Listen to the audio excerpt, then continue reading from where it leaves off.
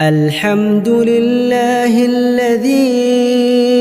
أنزل على عبده الكتاب ولم يجعل له عوجا قيما لينذر بأسا شديدا من لدنه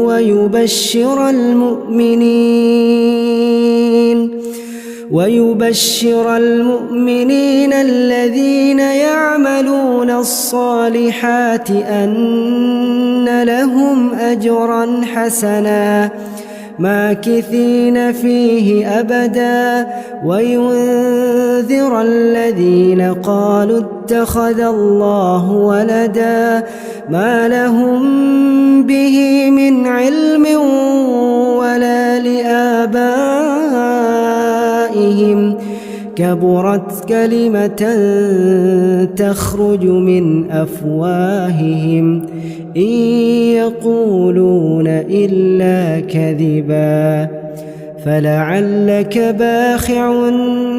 نفسك على آثارهم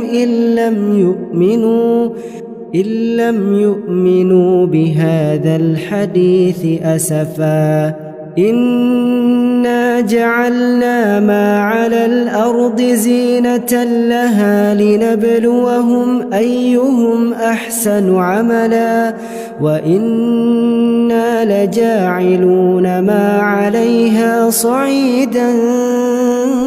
جرزا أم حسبت أن أصحاب الكهف والرقيم كانوا من آياتنا عجبا إذ أوى الفتية إلى الكهف فقالوا ربنا آتنا من لدنك رحمة